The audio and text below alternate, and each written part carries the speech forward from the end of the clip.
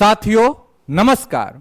आज की इस वीडियो में हम लोग जानेंगे कि आखिर ईरान एक महीने से ज्यादा से युद्ध लड़ रहा है बिना सुप्रीम कमांडर के, बिना सुप्रीम लीडर के एक महीना से ज्यादा से युद्ध लड़ रहा है। और क्या एक ही वहां आयतुल्ला है या एक से ज्यादा आयतुल्ला है, ये सारी जानकारी इस वीडियो में हम लोग जानेंगे।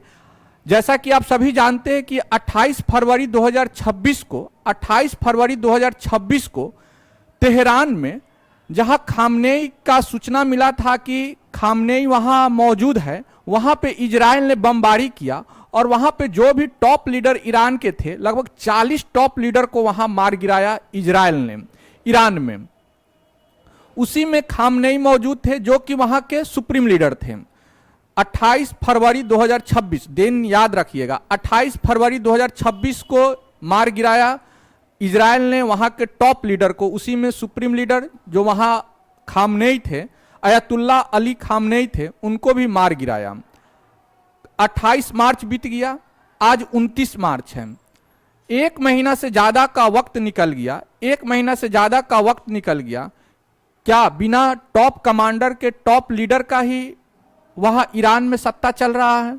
आखिर युद्ध का निर्णय कौन ले रहा है, कौन आगे उसको आगे बढ़ा रहा है? युद्ध करने का जो रणनीति तैयार कर रहा है, ये कौन तैयार कर रहा है? ये सारी जानकारी एक एक करके समझिए। कहां से शुरू होता है वहां का पॉलिटिकल स्ट्रक्चर, एक बार आपको समझना जरूरी है कि वहां एक से ज्यादा आयतुल्ला है, यानी कि वहां ईरान में मौजूद 88 आयतुल्ला एक साथ रहते हैं। 88 आयतुल्ला, यानी कि 88 आयतुल्ला में से कोई भी एक सुप्रीम लीडर बन सकता है। अब आयतुल्ला पहले कहते किसे हैं, पहले आयतुल्ला का खिताब किसे दिया जाता है, पहले यह गौर कीजिए। आयतुल्ला ईश्वर का निशानी कहा जाता है, साइन ऑफ अल्लाह, अल्लाह का निशानी कहा जाता है। जो वहां सर्वोच्च धार्मिक विद्वान होता है, जो सर्वोच्च धार्मिक विद्वान होता है, उसे आयतुल्ला का उपाधि दिया जाता है। अब देखिए यहां आयतुल्ला अली खामनेई के बारे में थोड़ा चर्चा करते हैं। आयतुल्ला अली खामनेई 4 जून 1989 से पद पे है। 4 जून 1989 से पद पे आसीन हुए थे ईरान में। ये ईरान के दूसरे सर्वोच्च नेता थे, तो आपको अब मन में आ रहा होगा कि ईरान का प्रथम सर्वोच्च नेता कौन था। ईरान का प्रथम सर्वोच्च नेता कौन था? तो ईरान का प्रथम सर्वोच्च नेता आयतुल्लाह रूहुल्लाह खुमैनी था, जो कि 1979 में 1979 में पद पे आया था। खुमैनी 1979 से पहले ईरान में राजशाही वंश था। जब राजा पहलवी को गद्दी से हटाया गया, उस वक्त खुमैनी वहां का सुप्रीम लीडर बना था 1979 में। 1979 से 1989 तक खुमैनी था। उसके बाद 4 जून 1989 से आपका ईरान के दूसरे सर्वोच्च नेता के रूप में ayatollah Ali Khamenei supreme leader के रूप में ईरान में मौजूद हुए। अब देखिए इनका चुनाव कैसे होता है, इनका पॉलिटिकल पूरा स्ट्रक्चर समझिए ईरान का, कि क्यों हम कह रहे हैं कि वहां 88 आयतुल्ला एक साथ रहते हैं। अब देखिए पहले इनके बारे में थोड़ा चर्चा कर लेते हैं, उसके बाद आगे चलते हैं। अब देखिए सुप्रीम लीडर इनका आयतुल्ला अली खामनेई का, इनका जन्म 19 अप्रैल 1939 को हुआ था। ये क्या थे, वहां प्रमुख राजनीतिक भूमिका थे, नेतृत्व से पहले राष्ट्रपति भी थे, प्रधानमंत्री भी थे।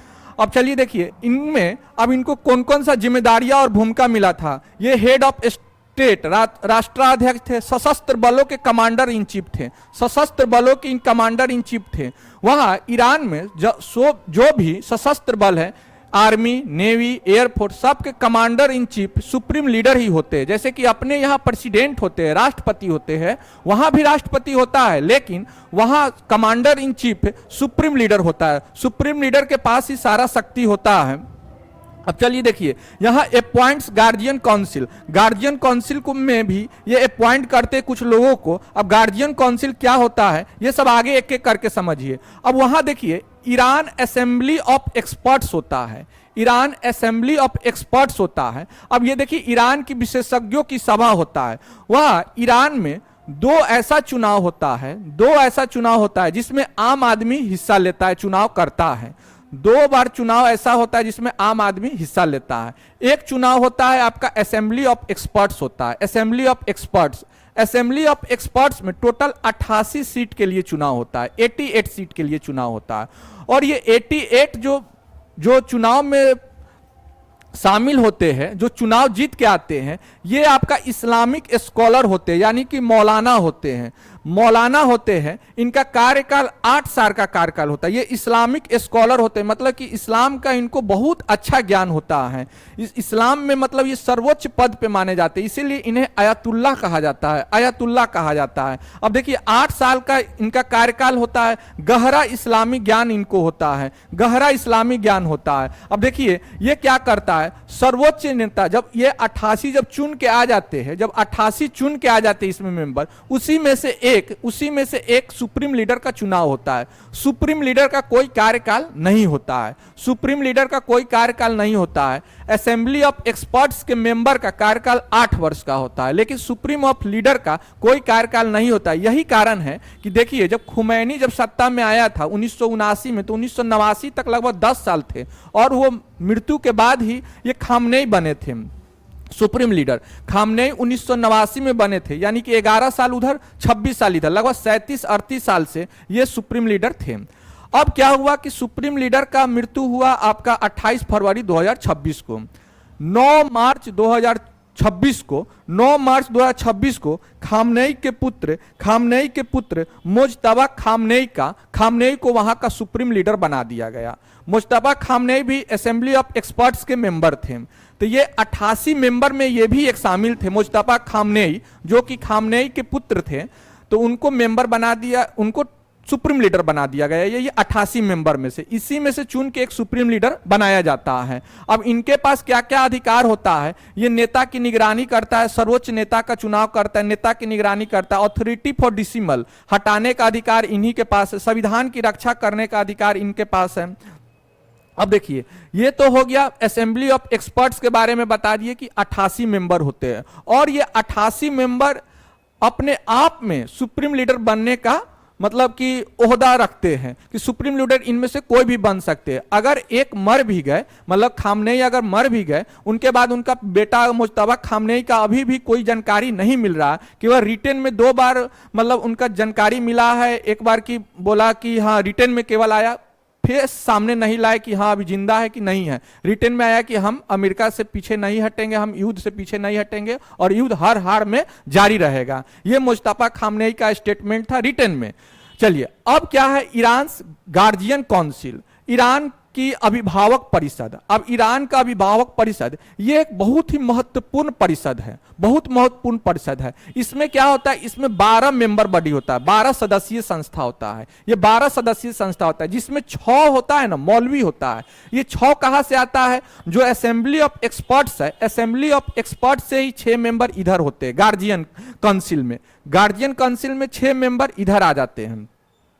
गार्जियन काउंसिल में मेंबर ऑफ असेंबली एक्सपर्ट से 6 मेंबर इधर आ जाते हैं, और 6 कानूनविद का चयन कौन करते हैं, ये वहां का जो चीफ जस्टिस है, वो 6 कानूनविद 6 जजेज को इसमें शामिल करता है। अब देखिए ये 6 जो मौलवी का है भेजता कौन है, वो जो सुप्रीम लीडर है वही इसमें चयन करता है। 6 यहाँ पे, और 6 जो चीफ जस्टिस है ये करता है। अब इनका कार्यकाल क्या होता है, 6 साल का कार्यकाल होता है, 6 साल का कार्यकाल होता है। अब देखिए इनका क्या रोल होता है, इनका रोल बहुत ही महत्वपूर्ण रोल होता है, इनका रोल बहुत ही महत्वपूर्ण होता है। अब जैसे ये क्या करता है, संविधान की समीक्षा करता है, चुनाव पर्यवेक्षण करता है, उम्मीदवारों की जांच करता है। अब देखिए उम्मीदवारों की जांच, अब जैसे कि आपको बताए हैं, इससे पहले वाले स्लाइड में आपको बताए हैं कि जो असेंबली ऑफ एक्सपर्ट्स में जो 88 चुनाव में लड़ते हैं, 88 लोग चुनाव में जो लड़ते हैं मौलाना, अब उनका क्या होता है, पहले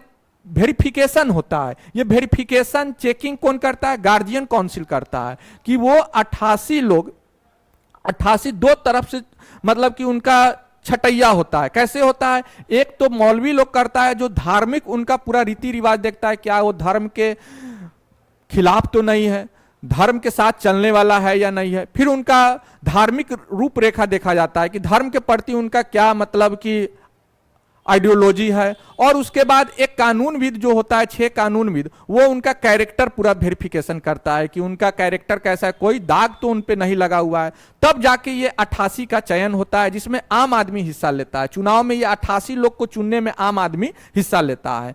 तो ये बहुत ही महत्वपूर्ण होता है गार्जियन काउंसिल। और गार्जियन काउंसिल के बाद अब एक और चुनाव जो होता है ईरान में जो मजलिस होता है, मजलिस जैसे अपने यहाँ लोकसभा होता है, पार्लियामेंट को हम लोग लोकसभा राज्यसभा होता है, वहां मजलिस बोलते हैं, पार्लियामेंट को, संसद को मजलिस बोलते हैं। तो मजलिस का भी चुनाव में आम आदमी हिस्सा लेता है। अब उसमें क्या होता है, 290 मेंबर होता है, मजलिस में 290 मेंबर होता है। ये 290 मेंबर, ऐसा नहीं है कि कोई पार्टी चाहे कि मेरा ये उम्मीदवार चुनाव लड़ेगा, ऐसा नहीं है।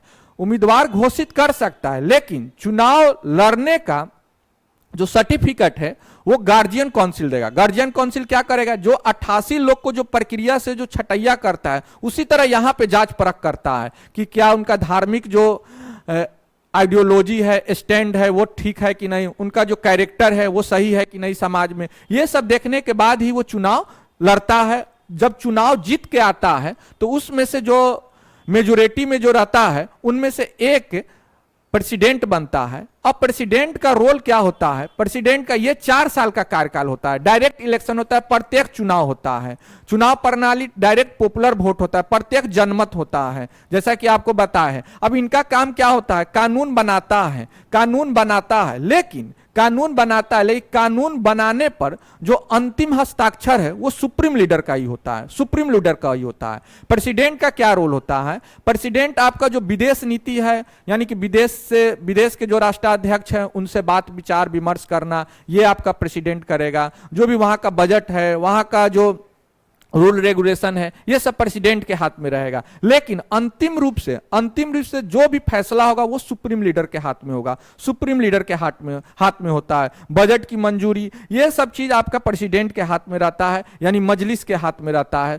लेकिन सबसे पावरफुल क्या होता है, सुप्रीम लीडर होता है। सुप्रीम लीडर कहां से आता है, जो असेंबली ऑफ एक्सपर्ट्स होता है, उसी में से एक का चयन होता है। यानी हम कह सकते हैं कि जो वहां असेंबली ऑफ एक्सपर्ट्स है वो बहुत ही पावरफुल है। असेंबली ऑफ एक्सपर्ट्स बहुत ही पावरफुल है।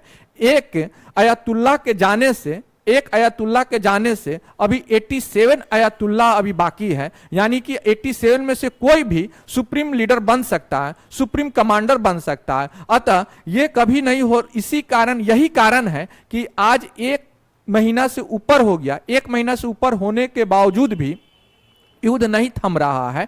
जैसा कि अमेरिका का यह दावा था कि 4-5 दिन में युद्ध समाप्त हो जाएगा, और अमेरिका ने कितना बार दावा किया कि मैंने तो वहां के टॉप लीडर को, टॉप कमांडर को, सबको मार दिया, अब युद्ध समाप्त हो जाएगा, वहां कोई नेता बनने वाला नहीं है। लेकिन ऐसा बिल्कुल नहीं है, इसके पूरा अपोजिट है, पूरा विपरीत है। क्योंकि वहां 88 लोगों का एक समूह है जिसे असेंबली ऑफ एक्सपर्ट्स कहते हैं, उसी में से एक सुप्रीम लीडर चुनना चाहता है। एक चला भी गया तो अभी 87 बचा हुआ है, 87 में से फिर एक चला जाएगा, 86 बचेगा, 85 बचेगा, 84 बचेगा, इस तरह 88 टोटल है। 88 में से 1-2 जाने से कोई असर नहीं पड़ रहा है। यही कारण है कि वो युद्ध का नेतृत्व पूरा उन्हीं के हाथ में है, और पूरा सुचारू रूप से युद्ध करने का निर्णय ले रहा है, सब कुछ उन्हीं के हाथ में है। तो उम्मीद है कि आपको सारा जानकारी अच्छे से समझ में आया होगा कि आखिर ईरान अपना युद्ध क्यों नहीं रोक पा रहा है, आखिर उनका इतना मतलब मजबूत नेतृत्व किसके हाथ में है, ये सब अच्छे से समझ में आया होगा। तो अभी के लिए इतना ही, मिलते हैं फिर किसी नेक्स्ट वीडियो में। Thank you so much.